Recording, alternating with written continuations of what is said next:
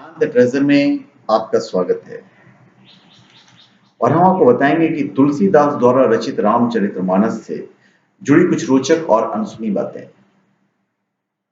वैसे तो भगवान श्री राम के जीवन का वर्णन अनेक ग्रंथों में मिलता है, लेकिन गोस्वामी तुलसीदास द्वारा लिखी गई रामचरितमानस उन सभी ग्रंथों में अतुलनीय है।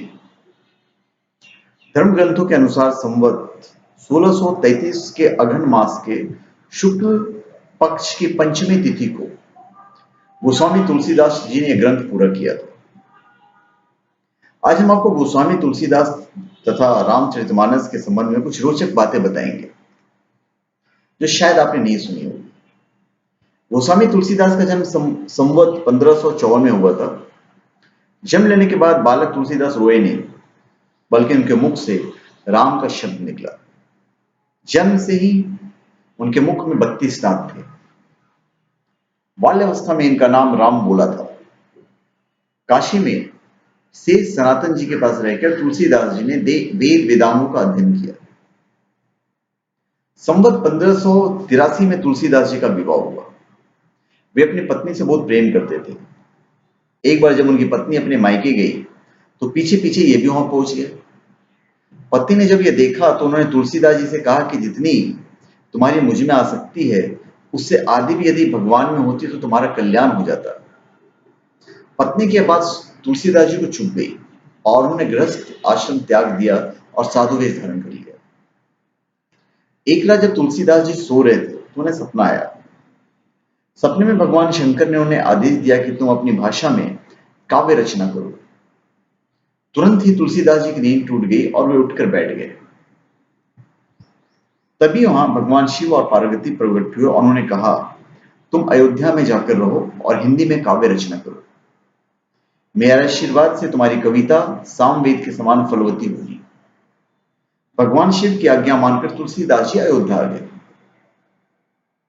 अभी संवत 1631 को राम नवमी के दिन वैसा ही योग था जैसा त्रेता युग में राम जन्म के समय था। उस दिन प्रातःकाल तुलसीदास जी ने रामचरितमानस की रचना प्रारंभ की। 2 वर्ष 7 महीने और 26 दिन में ग्रंथ की समाप्ति हुई। संवत 1633 के मार्गशीर्ष शुक्ल पक्ष में राम विवाह के दिन इस ग्रंथ के 7 कांड पूरे हुए और भारतीय संस्कृति को श्री रामचरितमानस के रूप में अमूल्य निधि प्राप्त हुई। यह ग्रंथ लेकर तुलसीदास जी काशी गए। रात को तुलसीदास जी ने यह पुस्तक भगवान विश्वनाथ के मंदिर में रख दी। सुबह जब मंदिर के पट खुले तो उस पर लिखा था, सत्यम शिवम सुंदरम, और नीचे भगवान शिव के हस्ताक्षर थे।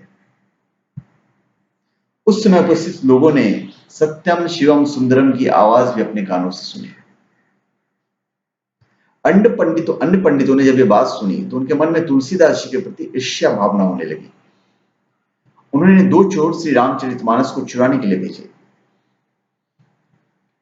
चोर जब तुलसीदास जी के कुटिया के पास पहुंचे तो उन्होंने देखा कि 2 वीर पुरुष धनुष लिए पहरा दे रहे हैं। वे बड़ी ही सुंदर और गौर वर्ण के थे। उनके दर्शन से चोरों की बुद्धि शुद्ध हो गई और वे भगवान में भजन में लग गए। एक बार पंडितों ने श्री रामचरितमानस की परीक्षा लेने की सोची। उन्होंने भगवान काशी विश्वनाथ के मंदिर के सामने सबसे ऊपर वेद, उनके नीचे शास्त्र, शास्त्रों के नीचे पुराण और सबसे नीचे रामचरितमानस ग्रंथ रख दिया। मंदिर बंद कर दिया गया। सुबह जब मंदिर खोला गया तो सभी ने देखा कि श्री रामचरितमानस वेदों के ऊपर रखा हुआ है। यह देखकर पंडित लोग बहुत लज्जित हुए। उन्होंने तुलसीदास जी से क्षमा मांगी और रामचरितमानस के सर्वप्रथम और सर्व प्रमुख ग्रंथ माना। इस ग्रंथ में रामलला के जीवन का इतना सुंदर वर्णन किया गया है, उतना अन्य किसी ग्रंथ में पढ़ने को नहीं मिलता है। यही कारण है कि श्री रामचरितमानस को सनातन धर्म में विशेष स्थान प्राप्त है। रामचरितमानस में कई ऐसी चौपाइयां भी तुलसीदास जी ने लिखी है जो विभिन्न परेशानियों के समय मनुष्य को सही रास्ता दिखाती है तथा उनका उचित निराकरण भी करती है। अभी मैं आपको तुलसीदास जी के बारे में थोड़ा सा बता देता हूं। तुलसीदास जी एक महान कवि थे। अपने जीवन काल में तुलसीदास जी ने 12 ग्रंथ लिखे। उन्हें संस्कृत विद्वान होने के साथ ही हिंदी भाषा के प्रसिद्ध और सर्वश्रेष्ठ कवियों में एक माना जाता है। तुलसीदास जी को महर्षि वाल्मीकि का अवतार भी माना जाता है। श्री रामचरितमानस के बाद विनय पत्रिका तुलसीदास कृत एक अन्य महत्वपूर्ण काव्य है। ऐसा माना जाता है कि तुलसीदास जी ने हनुमान तथा राम लक्ष्मण के साथ ही भगवान शिव पार्वती के साक्षात दर्शन प्राप्त किए थे। इस संबंध में एक दोहा भी प्रचलित है जो सब लोग कहते हैं, चित्रकूट के घाट पर भईसन तन के भीर, तुलसीदास चंदन घिसे तिलक देत रघुवीर। भगवान श्री राम की महिमा का वर्णन जिस प्रकार श्री रामचरितमानस में गोस्वामी तुलसीदास जी ने किया है, वैसा वर्णन किसी अन्य ग्रंथ में नहीं मिलता। यही कारण है कि रामचरितमानस को हिंदी धर्म में बहुत पवित्र ग्रंथ माना गया है। गोस्वामी तुलसीदास जी को भी हिंदी साहित्य में महत्वपूर्ण स्थान प्राप्त है। धन्यवाद। आप हमारे चैनल पर सब्सक्राइब करें और अपने कमेंट कीजिए।